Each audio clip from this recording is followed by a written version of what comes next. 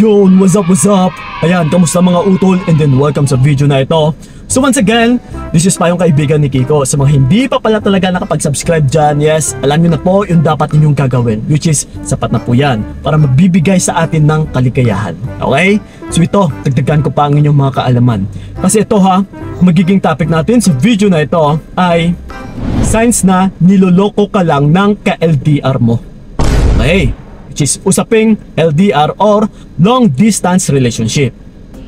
Okay, sa mga LDR dyan, sa mga nagmamahalan, which is nasa malayong lugar yung bawat isa. Okay, para po sa inyo ito mga utol. And then sa mga syempre na hahantong pa lang na magiging LDR yung relationship. So dito nyo po malalaman talaga na niloloko ka lang ng partner mong lalaki. Okay? So ito isa-isahin natin. Huwag na nating papatagalin pa. Una sa lahat ay minsan lang nagpaparamdam. Yes. Ito mga utol, kahit hindi din naman sa LDR, once na isang tao or let's say yung lalaki ay hindi nagpaparamdam sa'yo, nagsisignify po ito na hindi kami na mahal ng taong ito. O nagpapahiwatig lang din na walang pagmamahal. Kasi kung mahal ka talaga ng tao is siya pa itong palaging magpaparamdam or ipapadama sa'yo na nandyan lang siya palagi.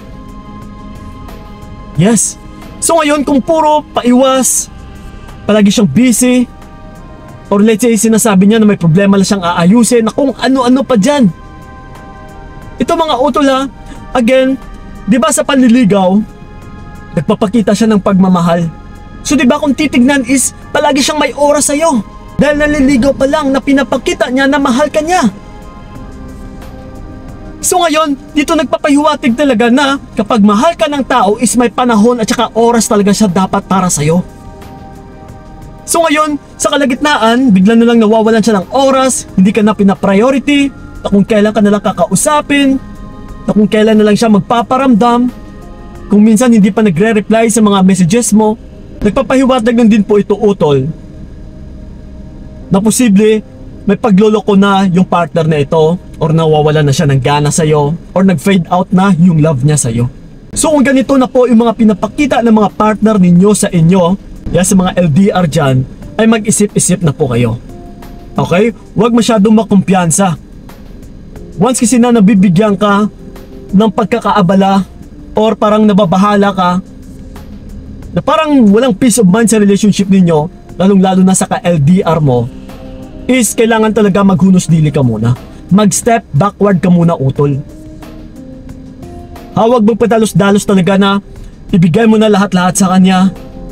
Mag-invest ka pa, nag-e-effort ka pa. No. Para hindi mo rin mapagsisihan balang araw.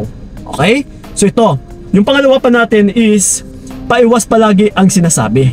Yes, isa pa ito. Na palaging busy, pasensya na babe, may gagawin pa ako, pasensya na mawawala muna ako kasi walang signal doon, pasensya na nandito kasi yung may bisita kami, nandito yung boss ko, or di kaya isang pasensya na may problema lang akong inaayos, kailangan ko munang hanapin yung sarili ko kasi nawawala yung sarili niya. Diba meron bang ganon? So ganun pa man mga utol, once na ganito yung mga pinagpapakita or pinapakita ng mga partner niyo sa inyo, sinyalis lang po ito na may pagloloko or nawawala na siya ng gana sa inyo. Okay? So yon. And then ito yung pangatlo natin is hindi nakikipag-video call bago matulog. Yes. Ulit-ulit ko na po itong sinasabi. Lalo na sa mga hindi pa nakikita dyan na nag-I love you-han na at saka nagiging mag-on na or in a relationship na hindi pa nakikita yung karelasyon. Ito mga utol ha, mag-ingat po kayo na sigurado maluloko at saka maluloko lang kayo dito.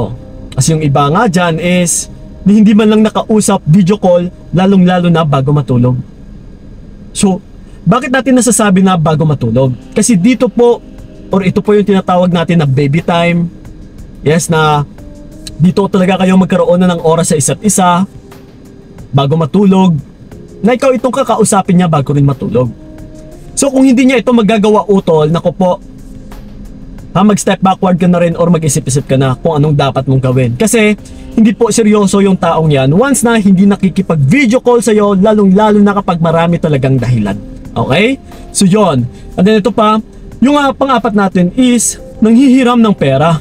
Yes, isa rin ito lalong lalo na sa mga OFWs natin dyan na meron ng karelasyon dito sa Pilipinas or let's say sa ibang bansa na kung titignan is hindi nyo pa na-met pero nagpaparinig na, nanghihiram na ng pera sa'yo. Again mga utol, wag na huwag po kayong mag-invest lalong lalo na sa tao na hindi nyo pa asawa. Kahit paano isang dapat bago nyo gawin yung isang bagay, like for example bago ka magpapadala sa kanya, isipin mo muna kung paano mo ito makukuha balang araw. Kasi kung minsan mabibigyan ka rin ng takot or mauunahan ka ng takot na, Kuya Kiko, once na baka hindi ko siya pagbibigyan is baka magtampo ito. Kasi sasabihin niya sa akin na magkarelasyon kami pero bakit wala akong tiwala sa kanya. Pero ito mga utol nagbibigay ka lang ng pag-aalinlangan kasi syempre hindi mo pa gaano kilala yung isang tao. That's why wag mo munang sagutin talaga yung isang lalaki hanggat hindi ko pa sigurado, hanggat hindi mo pa siya nakilala ng lubusan. Bago ka magpadala isipin mo talaga or alalahanin mo in advance, what if kung magloko yung taong ito balang araw? What if kung iiwan ako ng taong ito balang araw? What if kung masira yung relationship namin nito balang araw? So paano ko masisingil? Paano mo makukuha yung perang pinahiram mo sa kanya? Mahihirapan ka lang utol. Magkahiwalay na kayo pero mabibigyan ka pa ng stress sa kakasingil sa kanya. Okay? So bago ka po gumawa ng hakbang, isipin mo muna talaga kung ano yung magiging future. Okay?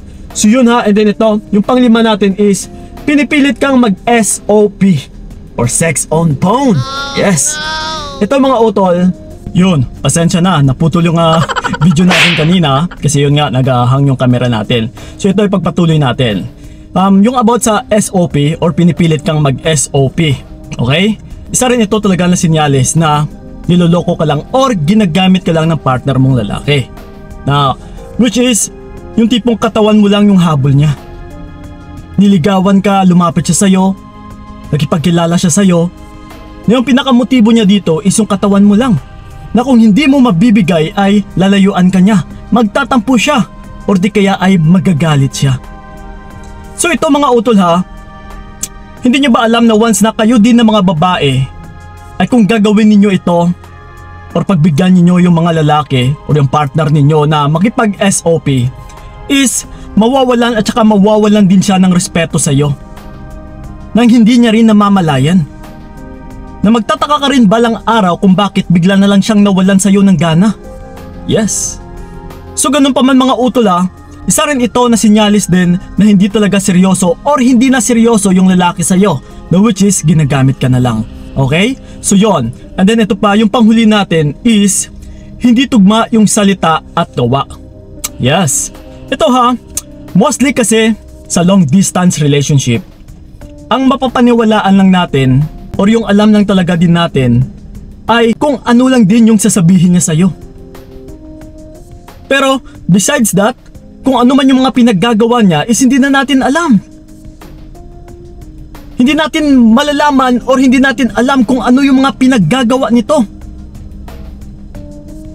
Na kung titignan natin utol ay hindi rin talaga natin ito makikilala 100%. Kung ano lang yung sasabihin niya sa'yo, yun lang din talaga yung mapapaniwalaan mo Na ganito yung ginawa namin kanina, may pinuntahan ako, pero syempre utol, hindi niya talaga sasabihin kung may gagawin siyang kalokohan sa'yo. Walang tao po, nasisirain niya lang yung buhay niya sa pamamagitan na ikwento niya yung mga pagkakamali niya. Yes. So again mga utol kapag nararamdaman ninyo na kung hanggang sa salita lang yung mga partner ninyo or yung ka-LDR ninyo, and then pagtingin naman or kung titignan natin sa pagtrato niya sa'yo ay hindi naman nagtutugma, yung tipong parang wala kang peace of mind, naguguluhan ka, na parang nababalisa ka talaga, na yung pakiramdam mo talaga ay parang hindi normal yung relationship ninyo. Yes utol, mga sinyalis po talaga yan na hindi na seryoso or niloloko ka lang ng partner mo, na ginagamit ka lang. So again utol, kailangan talaga ay paniwalaan nyo pa din kung ano yung pagtrato na pinapakita niya sa inyo. Hindi yung hanggang sa salita lang. Kasi yung salita ay kaya talaga itong gawin ng isang tao. Kaya niya itong i-construct. Kaya niya itong magpakunwari lang or gawa-gawa niya lang. So ganun pa man, sa pamamagitan ng kanyang actions ay hindi niya pa rin naggagawa. Hindi nagtutugma utol kung ano man yung sinasabi niya sa'yo. Kahit sabihin pa nating mahal na mahal ka niya ng sobra-sobra, pero sa pagpaparamdam niya sa'yo ay parang binabaliwala ka lang naman. Na parang wala kang halaga din pagdating sa kanya. Yes. So ganun po yun mga utol. Yung mga sinyalis na niloloko ka na lang or ginagamit ka na lang ng mga ka-LDR ninyo. Yes, marami pong ganito, lalong-lalo na po sa mga OFWs natin. So yun po mga utol, mga OFWs natin dyan. Yes, mag-ingat po kayo. Tsaka magmasid kayo ng husto. Lalong-lalo na sa mga tao na hindi nyo pa na-met. Okay? So yun po, maraming salamat talaga. So ingat kayo. God bless and babush! Binigay ko lahat para